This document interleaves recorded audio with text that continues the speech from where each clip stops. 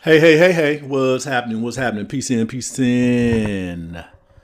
Welcome to another edition of On the Cutting Room Floor. I'm your host, Tony Ray Harvey. Yes.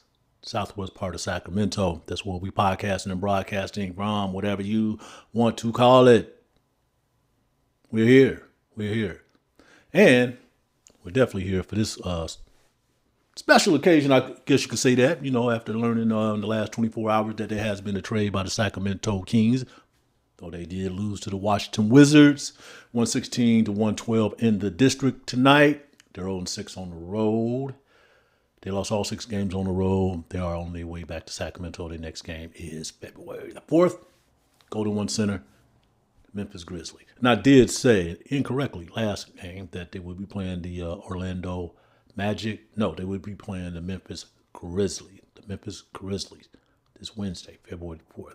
But yeah, big trade, folks. Well, I guess you want to call it that. A little bittersweet at that, too, because Keon Ellis, well, he's now in the Midwest. He will be playing for the Cleveland Cavaliers, as everyone know, as well as Dennis Schroeder, who only spent 6 months here after signing a 3-year, $44 million contract. So those two are on their way, or probably are in Cleveland as we speak.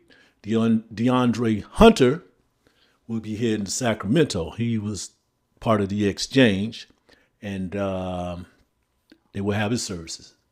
He, I would say he played about a full year in Cleveland before he was traded last trade deadline from the Atlanta Hawks.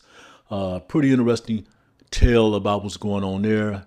From what we all know, this is about cleaning up some of those contracts because they did not get any picks out of that. Oh, yeah, by the way, yes, Dario Saric. He is on his way to the Midwest, Chicago, Illinois, to be exact. And they traded him there for and two second round picks. So Dario Saric, who didn't get a lot of burn here while he was here, didn't hardly touch the floor. It looked like the Bulls were looking forward to gaining his services. So he's out the door as well. But this thing is going to be about DeAndre Hunter. Who's 28 years old. He was drafted, 2017, 2018? I want to say 2018. Around that time, I would say out of Virginia. They won the championships. And matter of fact, he did. He was on that championship team with Kyle Guy, who was also drafted in the second round by the Sacramento Kings, too. I think Kyle spent a couple seasons here. He bounced around a little bit. I'm not sure where he's at, but he was a teammate of DeAndre Hunter. So, yeah, and it looked like there could be some more trading coming up here. They still got DeMar DeRozan and Zach LaVine. So we're going to be looking out and see what happens, in that regard. The trading deadline is not until February the 5th. Domantas Sabonis, he's still with the Kings, for all we know.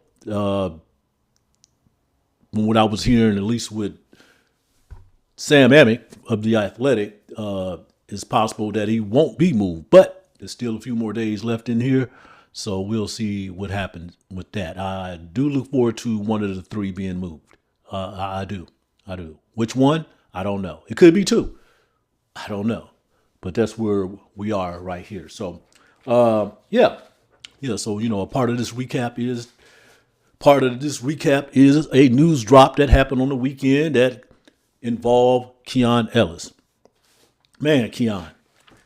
And man, if I would give a full examination of the work that he did here, it was splendid. Absolutely phenomenal. And Keon Ellis is definitely going to be missed here in Sacramento.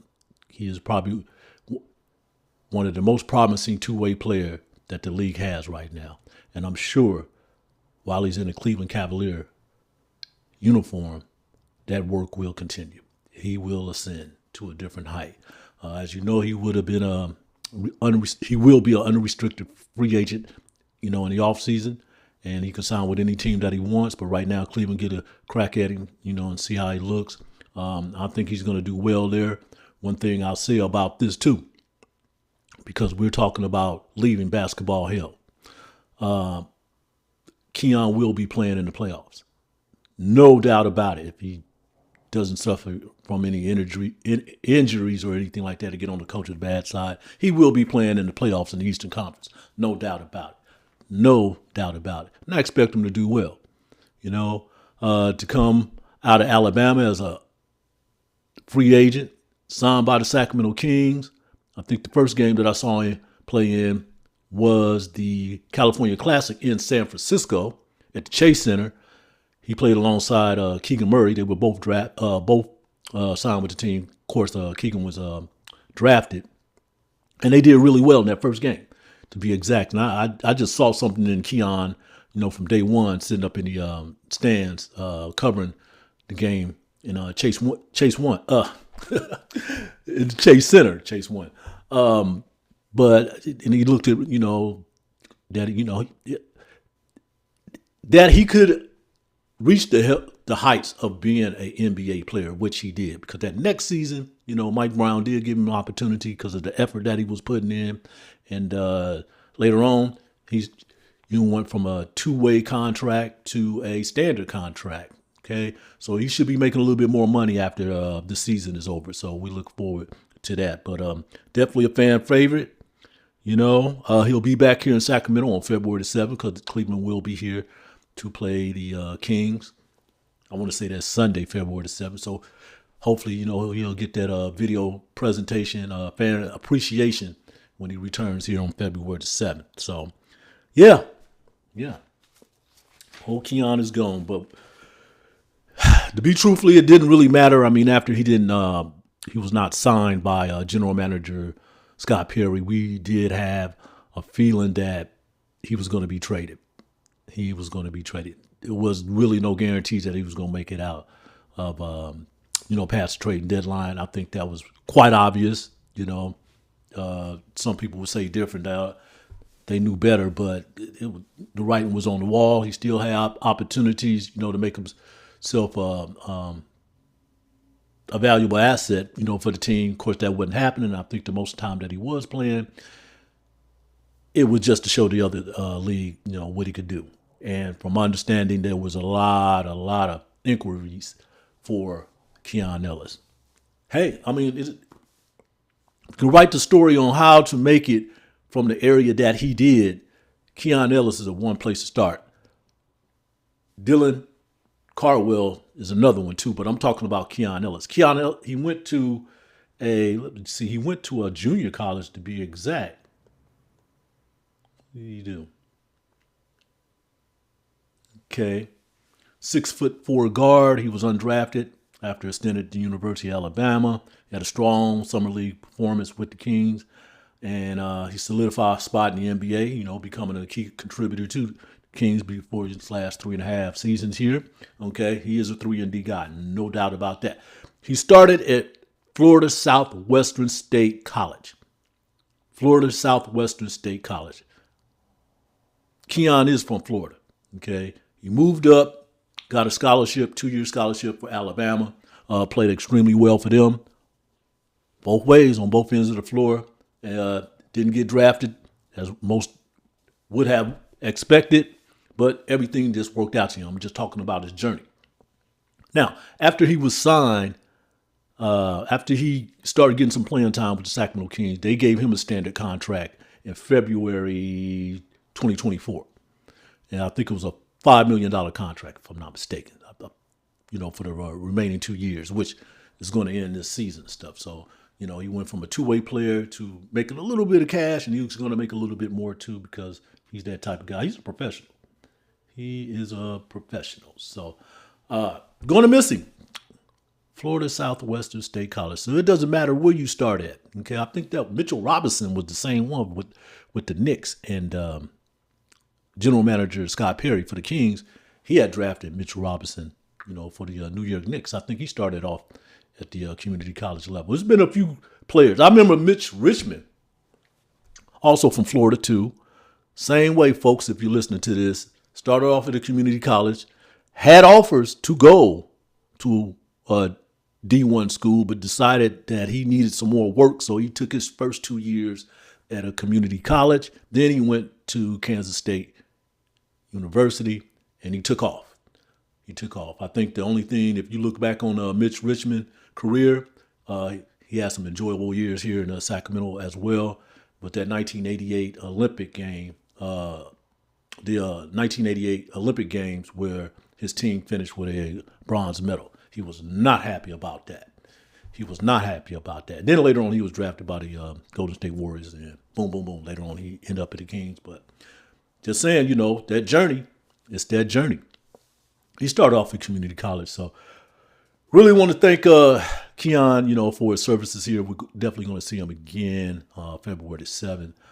Sure hope that, he get that appreciation night. And I'm pretty sure he will, because the fans, they absolutely love that hustle in him, that tenacity on defense. That I liked it, because he did make some things change. And now, Mike Brown also uncovered some deficiencies that Keon had, but it don't really matter. He's still an NBA pro. He's going to get his team a run. He's definitely going to help out, whether it's starting or coming off the bench. From my understanding, the Cleveland, they needed some serious fill-ins for their backcourt. They got Darius Garland. He's always in and out of the court. Quality player, but cannot stay healthy.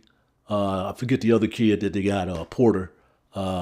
He's going to need some help too. I think he's out right now, if I'm not mistaken. So Dennis and Keon is going to come in there and make an impact, for the Cleveland Cavaliers. And that's what we'll be looking forward to when they play the Kings 1 week from today here in Sacramento. So that's basically how it go. Just moving on as far as a recap. Because that's what we do here. Despite a total of 67 points from Zach LaVine and DeMar DeRozan, the Sacramento Kings dropped a sixth straight winless game on the road, falling 116-112 to the Washington Wizards at Capital One Center in the district. Rookie Will Riley, Canadian rookie out of Illinois, played one season at Illinois, 18 years old. He led the Wizards with 18 points, 6 rebounds, 6 assists. A.J. Johnson added 17 points for the Wizards. They improved to 13-35, so they got one win more than the Sacramento Kings. They are 9-16 at home. And the Wizards are winners of 3 of their last 4 games. I think that last game that they played against the Lakers whopped them pretty good. Marvin Bagley, the third, who was drafted by the Sacramento Kings back in 2018. He and Bilal Coulibaly had 15 points each for the Wizards. So, and former Kings draft pick Skal Labissiere, he's on a 10-day contract in the district. He had a 13.7 rebounds, 2 assists, and 2 steals. I hope he stays on with them. Really great guy. That Haitian, man, he done went through a lot too. As you want to look at his journey too, as he and his family lived through earthquakes in Haiti, had to relocate to Memphis, became a basketball star there. Then he went to Kentucky. He didn't start, came off the bench. Vlade Divac, gave him an opportunity to be a Sacramento King. He was picked in the late, I think it was the last pick of that round, that first round in the year that he was drafted. It was him and Papagiannis, the Greek, that came here to Sacramento and stuff that same year. But, he played for the Stockton Kings for the last 2 or 3 seasons. Now, he had joined the Orlando Magic G League team, and now he has a 10-day contract with the Washington Wizards. Let's see how that turns out. But great attitude from that young man. I only wish him well. Because he's still got about 2 or 3, 4, 5 more years to continue to play basketball. Because he was young when he was drafted by the Sacramento Kings. So, yeah. The Wizards had 56 points in the paint, and the Kings had 42, despite 17 turnovers. LaVine had 35 points, 6 rebounds, and 3 assists, while DeRozan finished with 32 points, 5 assists, 2 rebounds, and a block for the Kings, who are now 12-39 on the season, 3-23 on the road, and losers of their last 9 straight games. And they are winless. They have been winless on the road since beating Miami on December 5th. So they closed out the year on a losing streak on the road, and they opened up the year with a losing streak on the road that is extended into now February. So they won't be back on the road for after 3 games. They got a game with Memphis, then they got a back-to-back next Friday or Saturday, and then they go back on the road. So they got a lot of work to do. And really, it's going to be a frenzy from here on up until the February 5th as we speak. I mean, who knows what I'm talking about right now? Somebody probably didn't get on that plane or not getting on that plane back to Sacramento. Okay? So, yeah. We're not going to keep it too long. We're just going to throw that recap up in there.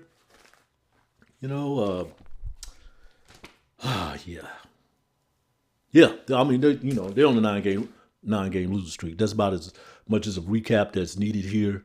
The Kings got to find out, how to, bust that. Tonight was a perfect opportunity. But Washington played just a little bit harder than they did. Okay, now they got 1 game on it. I think Sacramento Kings own the worst record in the league, or they were tied for the worst record in the league. I know that. So they should own it right out after this game. So a lot of things going on here. It was a great game yesterday. Well, at least up until about 3/4 of that game. I watched Kansas and BYU. Kansas got some dogs. Whoa. They done lost 5 games this year. I don't know how they do it, but with Mitchell and the other kid, I forget what his name is, the big guy. He's about 6'8", 6'9". He look about 6'9", 6'10". They got some dogs. Okay, and they held AJ DeBonsa in check. They did. I still think AJ DeBonsa is still top pick, but Mitchell looks really, really good, really, really well as well. It's going to be a deep draft. So whatever happens, the Kings they should be able to get a good top collegiate prospect out of this draft this summer for the 2026. So, but that was a pretty good game though. But it's just hard to win in Kansas. That field house, man. I mean, they don't only lost like 120 times out of 1,000 games there. It is really, really tough. But the DeMonster don't have the help like Kansas do. And Kansas seem a little bit more deeper. They got people coming off the bench, that could shake it up and mix it up for them too, though. But it was a really good game. Mitchell didn't play all that much. And, he's been in and out of the lineup this season. Don't matter. He's still going to be a first-round pick. Still going to be a top pick. Still could be number 1 pick. Okay? I'm still an A.J. DeBonsa fan. No doubt about it. But you get what's available there in those top 3. Hopefully the Kings get the top pick, and then they'll make the decision there. We'll see what happens right there. So that is pretty much what's going on right there. Because I'll say, again and again, Kings did lose tonight. Hey, if you win, you win. If you lose, you win. Because what matters right now is that NBA draft lottery. And the Kings are right in the thick of things. All right? And we got about like 30, 31 games left in the season. So we'll see what happens there. The All-Star break is coming up too. I don't know what's going to happen with Keegan Murray. He may be coming back for this homestand. He may not be coming back until after the All-Star break. Matter of fact, DeMar DeRozan or Zach LaVine or Domantas Sabonis may not even be here after the 5th. But whatever it is, you're still in the driver's seat, Sacramento King. The fans should know that. And, just seeing how things are too, because they were talking about it on their broadcast tonight. Kyle Draper and all them. Washington they are in rebuild mode. Definitely. I did not know most of those players are 23 and under. As I mentioned before, Will Riley is only 18. And Brian Keefe, the head coach, is really high on that kid. He's high on all them young players. They're going in that direction. They're doing it. They're doing it right. So you can say what you want to say with them, okay? Then they do got some dogs on that team. They just need to play together for a little while, and they're going to progress as well. So we just hope, the Kings get there. And 31 games left, folks. 31 games left in the season to make a dent. See what you can get. There still may be some trades going on. Right now, the youth movement for the Kings is still in full effect. Maxime Raynaud, he had 14 points, 16 rebounds. Nick Clifford, he started tonight at the point guard position. I expect him to be playing a little bit more of that, throughout the season and get used to that. He will. And Dylan Cardwell, same thing, rim protector, blocking shots, and getting them dunks under the basket, alley-oops, whatever. He's going to improve. And it was talked about, too, because I know Mark Spears had tweeted it out. We do highly expect that Dylan will get a standard contract. I think it's after February the 9th, starting February the 9th. He will get a standard contract. They need to lock him down right now. And I'm pretty sure after that, he can settle down and he can, continue on with his development because he's going to be that energy guy right now. As he has been, for the last few months, especially with Keon Ellis out of the pictures. So, yeah. Something else that I noticed too about this game, with Zach LaVine and DeMar DeRozan, putting up that amount of points. It reminded me about a few years ago when they was in Chicago. Of course, they wasn't scoring 30 points a game when they had a point guard, Lonzo Ball. That's how things was working because in this game, Neek and at times Isaiah Stevens, they were looking for them. They had to give them the ball. Okay. That wasn't happening a lot. And I'm not saying Russell Westbrook is not part of that. Okay. Dennis Schroeder. It didn't seem like it at times that, he would set them up, so they can get their shots off. They like the basketball in certain spots where they can operate. Dennis wasn't doing a lot of that. Let's be honest with this, okay? Dennis was looking for a shot.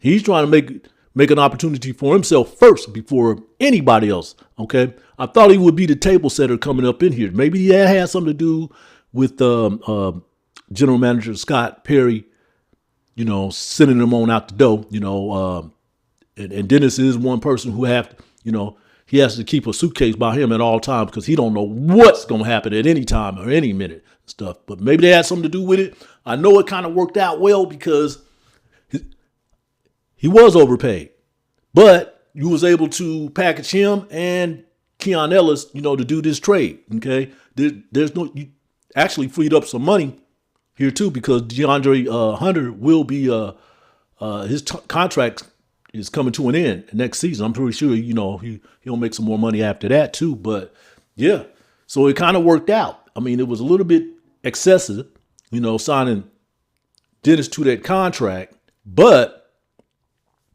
he's gone. Still got Russell Westbrook. You still got Malik Monk, to handle the duties. Now you got Neek, running the point a little bit right now. So I don't think they're going to be at loss in that position. There could be, another forward coming along here to loosen up some more of those that log jam in that guard spot. So yeah. Hey, look, thanks for stopping in and listening to another episode of On the Cutting Room Floor. I'm your host, Tony Ray Harvey. I won't be back until after the next road game. They have 3 more games here, I believe. I knew they have 3 more games here at home. Then I'll come back. I might even come back after the trade deadline, if anything significant, substantially happens. So then I'm looking forward to that anyway. Okay. There has been a change, and there could be more changes. And the current change is something about breaking the ice, so I look forward to that. So let's talk about that the next time you tune in. All my 20, 40, 50 people who don't mind, coming in and listening to what I got to say about the Sacramento Kings. Peace, love, and solidarity. I'm out.